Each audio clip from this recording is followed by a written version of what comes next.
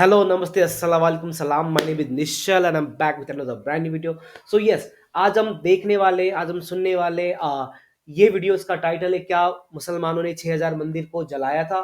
So being an Hindu like मेरे को भी आइडिया नहीं है क्या था क्या नहीं था, और लाइक मैं इतना ज़्यादा रिलीजन के अंदर घुसता भी नहीं हूँ, but yes to gather the knowledge हम यहाँ पे आ गए. डॉक्टर जाकिर नाइक का video, it's a like conversation video I guess, ठीक है. सो यहाँ पे मुझे यही उम्मीद है कि लाइक ये वीडियो देखने के बाद कहीं ना कहीं मेरे को भी एक क्लैरिटी मिले कि क्या चीज़ है क्या नहीं है, ठीक है. सो आप लोगों के साथ में देखते हैं वीडियो, लेट्स गो.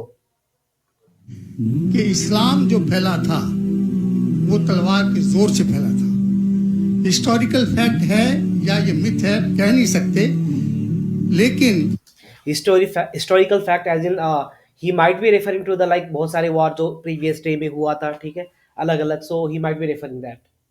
क्या ये सच है कि 3000 से 6000 तक हिंदू मंदिरों को गिरा के मस्जिद में बदला गया? यही क्या ये क्वेश्चन सच है कि स्पेशली औरंगजेब के वक्त में हजारों लाखों हिंदुओं को जबरदस्ती उनके जनेऊ काट के उनको मजबूर किया गया कि वो मुसलमान बने?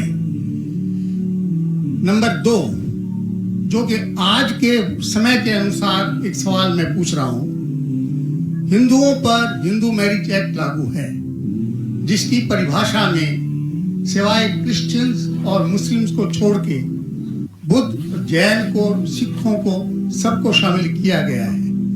क्या मुसलमानों का ये कहना नहीं बनता कि आप सबको शामिल करते हैं हिंदू मैरिज एक्ट में, इसका नाम बदल के एक ऐसा एक्ट बनाया जाए जो सब पे लागू हो, या इसके अल्टरनेटिवली एक यूनिफॉर्म सिविल कोड जो दोनों धर्मों के अच्छे टेनेट्स को.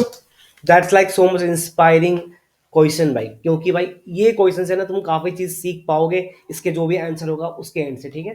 शामिल करें, उसको लागू किया जाए.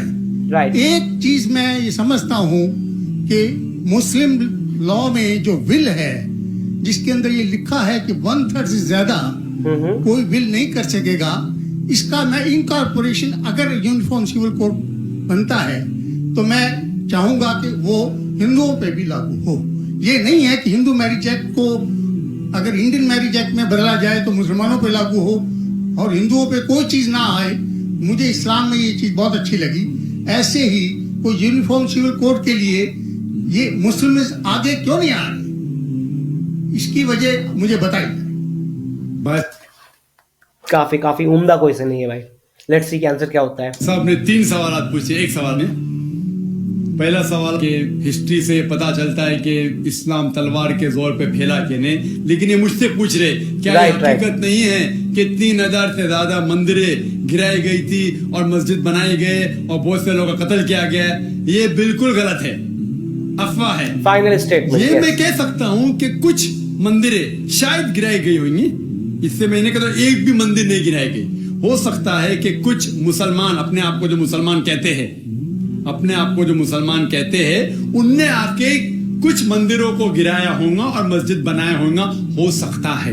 लेकिन ये कहना कि 3000 से 6000 मंदिर गिराए गए, ये बिल्कुल अफवाह है. So like he is telling about like that is like a hoax भाई, क्योंकि ऐसा 3000 से 6000 मंदिर गिराने का कोई इंसिडेंट हुआ नहीं था. ही मीन टू से दैट से 6000 मंदिर गिराए गए, ये बिल्कुल अफवाह है. राइट. बिल्कुल गलत है, बेबुनियाद है, बिल्कुल बेबुनियाद है. कुछ मुसलमान राजाओं ने गलत काम किए होंगे, उससे आप इस्लाम को दोषी नहीं ठहरा सकते. अगर हिटलर ने 60 लाख यहूदी को जिंदा जलाया तो मैं कह सकता हूं कि क्रिश्चियनिटी खराब है? बिल्कुल बेबुनियाद है. वो हिटलर ने किया, बाइबल में तो ही लिखा है रहना चाहिए. इसी तरीके सही बात है, किसी एक इंसान की वजह से पूरी कम्युनिटी को भाई दोष नहीं देना चाहिए. They are not the culprit. वो कोई एक इंडिविजुअल बंदा होता है जो गलत काम करता है, बट उसमें पूरा कम्युनिटी का नाम आता है. से ये खाली अफवाह है. कुछ मंदिरों को शायद गिराया गया होगा, मैं ये नहीं कहता हूं कि नहीं गिराया गया, लेकिन उसको छोटी चीज को लेके उछाला जाता है मीडिया में और किताबें लिखी जाती है. आप देखो टीपू सुल्तान. और दूसरी बात भाई, इंडिया और पाकिस्तान में उतना दुश्मनी नहीं है जितना ये मीडिया वाले दिखा देते हैं, ठीक है. क्योंकि भाई मैं ऑलरेडी यूट्यूब चैनल चला रहा हूँ काफ़ी टाइम से, और मेरे काफ़ी सारे दोस्त, काफ़ी सारे भाई है मेरे जो पाकिस्तान में रहते हैं. और वहां से भाई बहुत ढेर सारा प्यार ही मिलता है मुझे। आज तक कुछ गलत चीज हुआ ही नहीं है, पता नहीं मीडिया ऐसा क्यों दिखाता है। टीपू सुल्तान के खिलाफ आ गए। आज भी आप जाएंगे मैसूर के अंदर, उसके आजू बाजू आप देखेंगे तो टीपू सुल्तान के जो आंगन के अंदर है उसके अंदर मंदिर है। अगर आप ये कहते सच है कि 3000 से 6000 मंदिर को गिराया गया था तो आप कैसे जिंदा बचे? एग्जैक्टली। आप कह रहे थे हजारों लोगों को कत्ल किया गया, आप कैसे जिंदा बचे? आप जिंदा बचे ये शहादत दे रहा है कि मुसलमान तलवार के जोर पे नहीं फैला। अगर ये सच होता था, आपने कहा हजारों लोग का कत्ल किया, कुछ लोग का शायद कत्ल किया गया। देखो हर मजहब में there are black sheeps in every community. Right. कुछ लोग हर मजहब में खराब निकलते हैं, वो मजहब की गलती नहीं, वो मजहब के मानने वाले की। जैसे कि मैंने कहा, एक बंदे की वजह से पूरा कम्युनिटी को दोस्त नहीं देना चाहिए। क्रिश्चियन में आपको कुछ खराब लोग मिलेंगे, मुसलमान में मिलेंगे, हिंदू में मिलेंगे। अभी आप देखेंगे हिंदुस्तान के मुसलमान कुछ लोग ड्रग में डील करते, ड्रग में धंधा करते। ड्रग तो हराम है इस्लाम में, करते तो उनको दोष देना चाहिए, इस्लाम को नहीं। इसी तरीके से आप जो कह रहे हजारों लोगों का कत्ल किया, ये बिल्कुल बेबुनियाद चीज है। कुछ लोग का शायद किया होगा, और ये ही सबूत है। मैंने तकरीर में कहा कि 80% से ज्यादा गैर मुस्लिम हिंदुस्तान में है। ये शहादत दे रहे हैं कि इस्लाम तलवार के जोर पे नहीं फैला। आप लोग को क्यों छोड़ा उन लोग ने? बड़ा स्मार्ट आंसर भाई। उन्होंने सीधा ये बोला कि भाई 80% अभी जो हिंदू है जो इंडिया में रहते हैं, अगर तलवार के जोर पे होता उस टाइम पे, तो जब मुगल का यहाँ पे रूल था, तो फिर यहाँ पे कोई हिंदू बचता ही नहीं। और कहीं ना कहीं ये सोचने वाली बात भी है। बाकी तो आप बताना मत भूलना, आप क्या समझते हैं इस पर। आप उनके रिश्तेदार तो नहीं थे ना, आपको क्यों छोड़ा? 800 मिलियन 80 करोड़ गैर मुस्लिम को छोड़ा क्यों? उनने क्यों छोड़ा? अगर दमी था हुकूमत की 1000 साल, सब लोग को मुस्लिम बनाते थे। इससे ये जाहिर होता है कि इस्लाम तलवार के बलबूते पे नहीं फैला। कई लोग, कई गैर मुस्लिम इस्लाम से मुतासिर होके उन्होंने इस्लाम कबूल किया। राइट। तो ये कहना बिल्कुल गलत है। आपका दूसरा सवाल कि हमें क्या करना चाहिए? ये अलहदा लॉ नहीं होना चाहिए, सब एक ही कॉमन सिविल कोड होना चाहिए, और सब मजहब की अच्छी चीजें लेके कॉमन सिविल कोड करना चाहिए। मैं आपके बिल्कुल साथ हूं। राइट। बाकी मुसलमान शायद आपके खिलाफ होंगे, मैं आपके साथ हूं। क्यों मैं साथ हूं आपके? पहला चीज, हम मुसलमान अगर दिगर मजहब के बारे में जानेंगे, कभी कॉमन सिविल कोड की बात आती, सबसे ज्यादा नारा मुसलमान गलत है। यह मुमकिन ही नहीं है, क्योंकि हिंदुस्तान में हिंदू मजहब के कितने फिरके हैं, यह मुमकिन ही नहीं है। मुसलमान तो सिर्फ 20% या 80% या 75% जो हिंदू लोग हैं, उसमें ही मुमकिन नहीं है। ये कॉमन सिविल कोड हिंदू लोग ही इसको फॉलो नहीं कर सकते। हिंदू मजहब में कितने मुख्तलिफ ग्रोह है। एक कहता है कि बेटी को जाना चाहिए, एक कहता है बेटे को जाना जायदाद, एक कहता है कि जितनी खेती है वो नहीं जा सकती बेटी को, दूसरा ग्रोह कहता है। कितने मुख्तलिफ ग्रोह है, हजारों। ये मुमकिन ही नहीं है, कहीं ना कहीं सोचने वाली बात है। मुमकिन ही नहीं। मैं कहता हूं ये अफसोस की बात है कि हम मुसलमान जानते ही नहीं, हमको आवाज करने की जरूरत ही नहीं है। ये खाली हमें छेड़ रहे हैं। क्या कर रहे हैं? छेड़ रहे हैं और हम उकसा जाते हैं। Point number 1। पॉइंट नंबर 2, मान लो आप लोग कबूल करते हैं कि कॉमन सिविल कोड होना चाहिए। आपने क्या कहा? राइट। कि सारे धर्मों के अच्छी बात को लेना चाहिए। बिल्कुल सही बात है, बिल्कुल सही बात है। आप इस्लाम में एक चीज बताओ जो इंसानियत के खिलाफ है, तो हम निकाल देंगे उसको।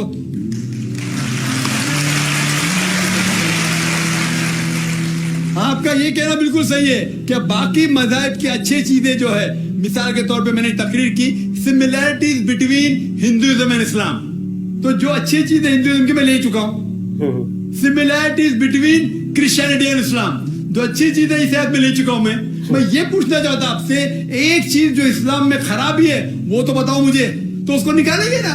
लेकिन मंच के ऊपर जब डिबेट होगा इंशाल्लाह मैं आऊंगा। सही बात है। लाइक डॉक्टर साहब का कहना ये है कि अगर कुछ गलत है इस्लाम में तो बताओ भाई, हम उसको निकालने के लिए भी रेडी है। मतलब जो ह्यूमैनिटी के खिलाफ होगा, ही इज अग्रीइंग दैट वो उस चीज को निकाल के रख देंगे। लेकिन वो बोल रहे कि इस डिबेट में, लेकिन वो भी आएंगे कि क्या चीजें क्या नहीं है। फेयर इनफ भाई, फेयर इनफ। मैं आऊंगा इंशाल्लाह। हाँ, मंच पे जब डिबेट होगा कि हम क्या करेंगे, हर मज़हब की अच्छी चीज होंगी। तो मैं ये चाहता हूं कि इस्लाम की तरफ से उस मंच पे, उस स्टेज पे इंशाअल्लाह मैं आऊंगा। ये चैलेंज है, कोई भी शख्स हिंदुस्तान में हो, मिनिस्टर हों दो, कोई भी स्वामी हों दो, कोई भी शंकराचार्य हों दो, इंशाअल्लाह मैं तालिब इल्म हूं इस्लाम और दीगर मजहब का। मैं तस्लीम करता हूं कि डिबेट होना चाहिए, हक बात जो निकली, लेकिन उसके ऊपर अमल भी होना चाहिए। हक बात जो सबसे बेहतरीन है इंसानियत के लिए, उसके ऊपर अमल होना चाहिए। इसलिए जो आखिरी किताब जो अल्लाह सुब्हानहू व तआला नाजिल की कुरान शरीफ, वो इंसानियत के लिए सबसे बेहतरीन किताब है, उसके ऊपर अमल होना ही चाहिए। आपका तीसरा सवाल, क्या ये हिंदू जो है इनहेरिटेंस के अंदर, ये इनहेरिटेंस जो होता है इस्लाम के अंदर, 1/3 हिस्सा, 1/3 हिस्सा हम विल में दे सकते हैं, देना जरूरी नहीं है, दे सकते हैं। इस्लाम के जो विल के अंदर जो आते हैं इनहेरिटेंस, वो कुरान की आयत है सूरह निसा की सूरह नंबर 4 आयत नंबर 11, 12 और 176। उसमें कहा गया है कि जो भी आपकी जायदाद है, अल्लाह सुब्हानहू व तआला कह चुका है कि आपके बेटे को बेटियों से डबल मिलेगा।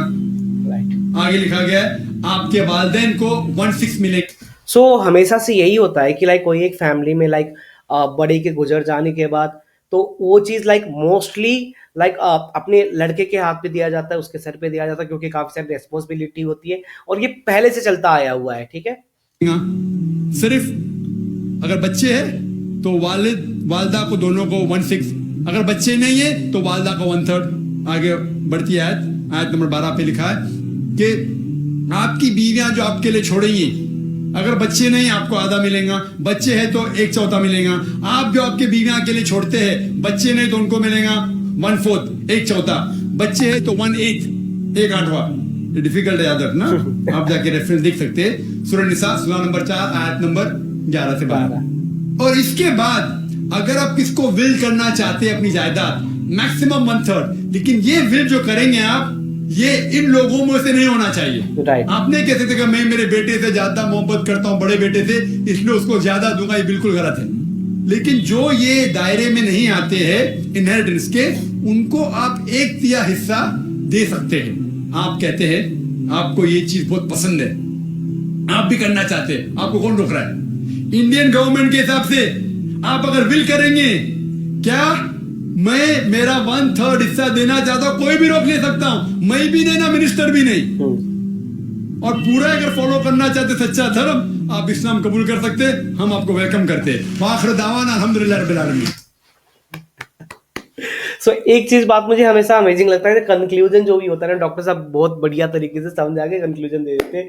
और भाई यहाँ भी बोला काफी खूब गया है, ठीक है, उससे आगे आप क्या ही बोलूं। देखो जो बातें हैं वो बातें हैं, ठीक है, और उनने लाइक प्रैक्टिकली वो चीज एग्जाम्पल दे के बताया है, ठीक है। So it is what it is, उससे ज्यादा मैं कुछ भी नहीं बोलूंगा। आपका थॉट्स क्या है इस वीडियो पे, प्लीज कमेंट करके बताना मत भूलना। अगर आप चाहते हो कि लाइक में कोई दूसरा वीडियो रिएक्ट करूं, रिव्यू करूं, तो प्लीज वो भी मुझे सेंड करना मत भूलना। आप इंस्टाग्राम में भी कनेक्ट हो सकते हो, ठीक है। सो आज के लिए इतना ही, मिलते हैं नेक्स्ट वीडियो में। पीस।